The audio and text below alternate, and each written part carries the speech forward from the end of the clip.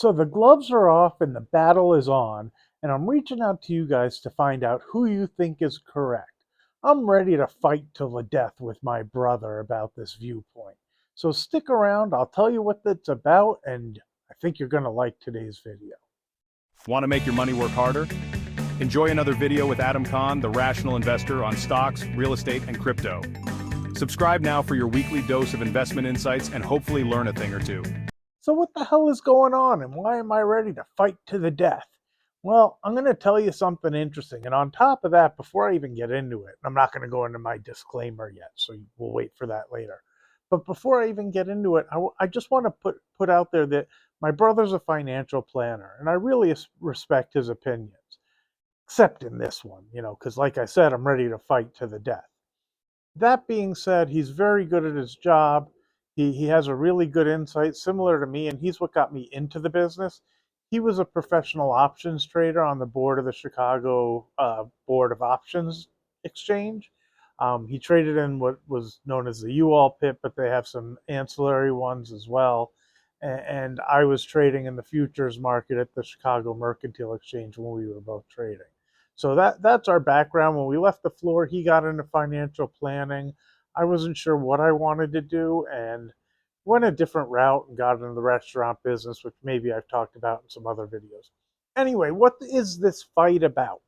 Well, I said to him in a text earlier that I'm thinking of selling a lot of my ancillary, or what I think of is ancillary positions, in my set it and forget it account, and just moving those items into VOO or something similar, and then owning the things I think are the best of the best and limiting it to just those stocks to outweigh what I have in VOO at that point, and not just be invested in the S&P 500. His theory is that by picking individual stocks, you're more liable to stick with them. And my thought is, if I just buy VOO, I don't really think about it. That's just money invested in the market. And I don't worry about the ups and downs of the market over the long term, because I know that deep down I want to be invested, and I'm not going to try to pick tops or get out because I'm nervous or things of that nature. Now, he's been a financial advisor for a while, so I'm guessing his insight is pretty good, and he's seen that with clients, which is why I reach out to you guys to see what you think. I have a lot of positions in that account, at least in my mind, a lot of positions that I think are good companies, but they aren't like the ones when I look through the account and I see the top 7 or 8 that I just love and really think those are the best companies. Now, I've shared with you guys before. If I can rattle them off the top of my head, it is a bit of a guess, but I know the main ones. But it's like Meta, Amazon, Google, Starbucks, which I don't talk about on the channel too often because it really is a set it and forget it. I like the company, and I think over 10 or 20 years it'll work itself out. Chevron, I have Intuitive Surgical, but it started as a smaller position and has just grown, and I like the company, so I want to stick with it. And I know I'm forgetting one or two, but that's it. Those are the ones that I think are like the best of the best. And then I surround it with companies like Disney and Caterpillar and even Pfizer, which I've talked about on the channel because I think it's really well valued. I have Target in there and Whirlpool, which I feel like are set it and forget it, especially because of the dividend. And I kind of wonder if I'm better off just shooting for the ones I think are the best and sticking with those, and everything else just pushing into VOO. Do you guys do anything like that, or what are your portfolios like that, and what are your thoughts of being set up that way? Now, at least for me personally, I really think of the set it and forget it account as set it and forget it. And I try to think of that account as super long term. So that's why I kind of figure if I move things into VOO and just stick with those top companies, I think I have a better chance of outperforming the market. And maybe I have the wrong goal in mind and shouldn't be so focused on trying to outperform the market and just have a balanced account, which I have a super balanced account, which is why I haven't been too concerned about making the transition. It's just what I started thinking is if I was in VOO, I think it'll perform as the market does. And what I worry about is the ones that I pick that are, call it number 8 through, I don't know how many total there are, 20 or 25, that Maybe they underperform because I don't know that I feel that they're the best companies out there. Like, for example, Pfizer. I don't think the goal of Pfizer is really to outperform the market. I think there's some security there. So, is it really something I should be invested in? Is it something that anybody should be invested in? Now, now I'm going to do the disclaimer. Forgive me. This is not financial advice. Please reach out to your financial advisors for any decisions you're making for your portfolios or the investments you make for yourselves. I am just a guy on YouTube talking out what I do and the things that work for me. By all means, you should not be listening to me. And as I've said in many videos, or anyone else on YouTube for that matter, you really need to do your own research because everybody's position and what's going on in their lives is super individualized. And what works for me may not work for you. I'm just reaching out because some of you might be around the same age or having the same thoughts through your head. And I'm wondering what you think about it. Do you think you're better off with individual stocks? Do you think you're better off just having ETFs? And do you think you're better off having a mix of both? Now, I don't have any ETFs in my portfolio, but I'm kind of old. And when I started investing, it really was just picking stocks, or you could put it into a mutual fund. But as ETFs have come around, the idea of a mutual fund makes very little sense to me because you could do pretty much anything that a mutual fund does and have a much smaller expense ratio and not spend the money that the mutual funds charge. Um, I've always enjoyed individual stocks because I try to pit myself against the markets. But the only thing that I question is when I look at it, I know some of the ones I pick are actually going to underperform. Oh, excuse me. And I actually feel like sometimes I pick those on purpose because I feel like it balances out the account so that when things kind of slow down or things get bad or if the economy, if we have a recession, those stocks should do okay during recessionary time because they're kind of defensive and they're the things with dividends and things like that for the most part. I really feel like Target is a really good value right now, and whether the economy does well or poorly, it should outperform. But, I'm wrong a lot of times, which is why I use that disclaimer. I just see some value in it. Is there any point to adding something like Target? Or when I want to put money in, should I really just put it in VOO and not even worry about picking the Targets and the Whirlpools and the Caterpillars and things like that to mix around the things that I think are the best of the best? Or should I just have the S&P 500 and what I think are the best of the best and then hope to outperform on that basis? Or is it smart to have the things that surround it that sometimes they should underperform in reality? I don't know how many you watched yesterday's video, or was it, I don't know if it was yesterday or the day before, about hope for the best but prepare for the worst, because I really think whether we go into a recessionary period or not, being invested is super important. And I've said it in other videos, I would rather have half of whatever I've invested than zero of or 100% of zero because I was scared out of the markets and didn't invest. I really try not to let those doom and gloomers get to listen to them too closely. In fact, a lot of times I've used a lot of their material to rebut it and talk about why I'm bullish the economy. Things still look okay, and I feel like things like the tariff are a bit of noise. I do worry when I look back in history, and I recognize that the Great Depression was really, I don't want to say enhanced, that's not the right word, but they look at those Smoot-Hawley tariffs as part of what really exacerbated it. That's the word I was looking for. Oh boy, it's exciting when I remember these things. But it exacerbated the problem and pushed things into a depression instead of a stock market correction. I don't think that's what's going to happen here, but it's interesting if you read up and pay attention to what happened, which is we put tariffs on countries, they then did counter tariffs against us. It slowed international trade and caused a major depression because of the recession it caused. International trade dropped a huge percentage. I want to say they said like forgive me if my number's off, but something like 64%, if I remember correctly, dropped off, and that caused a real slow. And the concept, similar to what we're doing now, was bring the work back into the US, industry back here, giving people jobs. It kind of sets us trying to close our borders and bring everything in, which sounds pretty familiar as to what's going on today. Even with that going on, I think what's different is if it causes a big problem, that we'll be able to reverse things and fix what we made a mistake on. And maybe I'm wrong. Like, I get it, and we'll see how it plays out. I also really do think that the current administration is using a lot of the tariff talk as negotiating. I don't know that 100%, but I really do think that's what they're doing.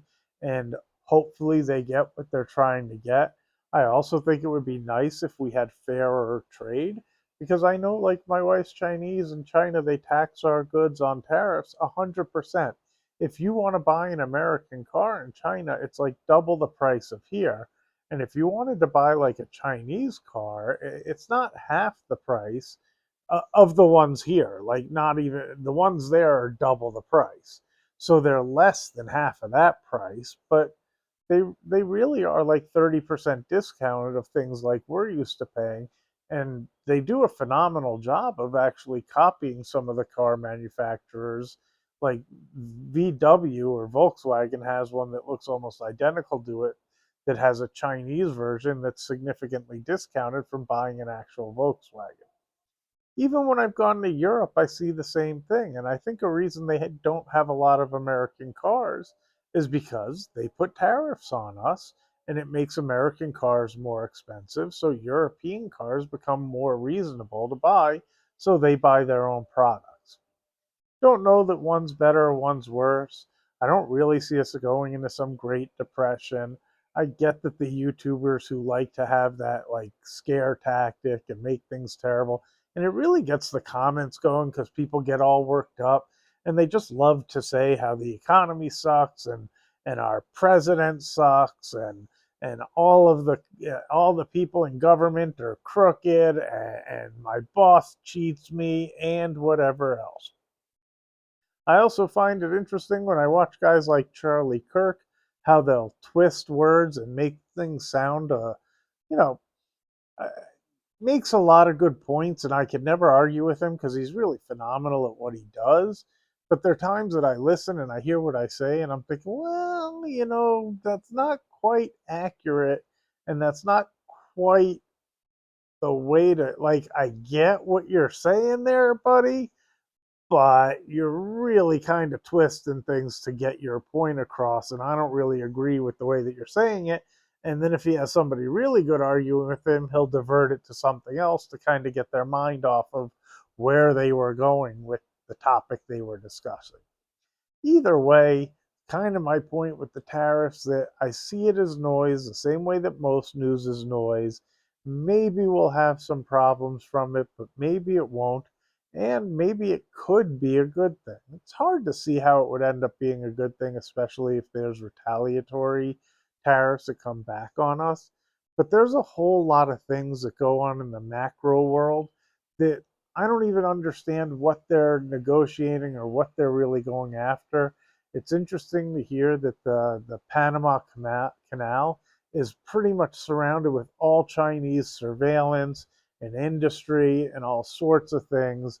And that when our government goes there and looks at what's going on, they're really not happy with it. And it wasn't really the concept when we sold the Panama Canal and put it in the position it's in. And I think what's going on in Greenland is probably similar, that I don't know enough about that position and why it's so strategic and why we want it so badly. Because even me, it seems like, we're pushing something on somebody that probably doesn't want us to be involved. Anyway, back to the topic of my thought process on VOO versus owning individual stocks. And I still think the ones that I pick, and maybe it's just an ego for the top 7 or 8, whatever that number is, I think they'll outperform. But I think back to when I was a kid, and I think they've done this experiment a few times. And they had a monkey throw a dart at a board that had all of the stocks that were available. And the monkey tended to outperform other advisors about 50% of the time by throwing a dart at a board with all the companies at the stock exchange. Well, that tells you that most advisors and anybody who does this stuff and pays attention to the economy probably isn't as good as they think they are, and they're not that great at picking stocks. So why should I assume that I'm any better? Now, I still, like I said, whether it's ego or anything else, think that those top few will likely outperform. Again, maybe I'm no better than a monkey throwing darts, but I kind of think I am. And I think what happens is you start to lose that ability to pick the stocks that'll perform better the deeper you go into your picks, which is why my thought process is take those ones that are deeper into my picks and just put them into the market and be done with it on those, and then hope that my top ones that I'm correct with that and they really outperform.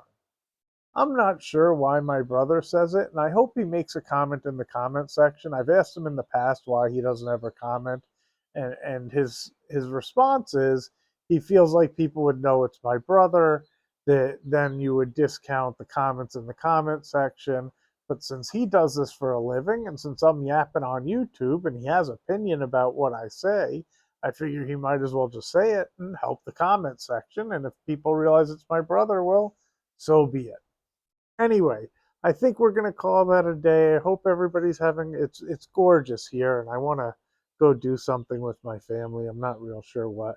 My wife and I went and did Bikram yoga, which is like sticking yourself in a microwave that's humid and beyond hot, trying to kill yourself with extra hot temperatures and humidity, and then you sit there and stretch in that, and it gets your heart going and everything else.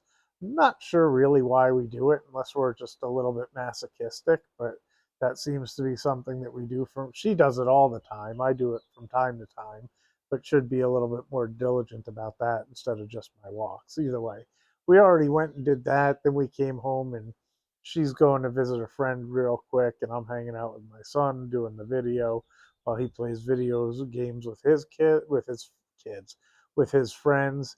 And now I figure it's probably getting time that she's probably going to finish up soon. So hopefully it'll give me time to edit the video and get it onto YouTube, and then maybe we'll go hang out or do something later in the day. So I hope you guys are enjoying the day. I hope this week is the bottom of the market. I'm hoping that April 2nd thing is, the sell the rumor or buy into the news. But like I said in the other video, it's interesting because the markets do feel kind of heavy and maybe they have some follow through. I'm not sure really which I'm hoping for. Like, I really don't. I'm just interested to see how it plays out. Before I forget, if you could do me a favor and I always forget this. Hit that subscribe button, smash that like button. I think that's the right way. And make some comments in the comment section. Maybe to give you some direction. Talk about whether you think the idea of VU versus a few other stocks makes sense. Let me know what your top picks are and whether you think ETFs are the best thing to be in or individual stocks. Have a great Sunday, and I'll talk to you guys soon.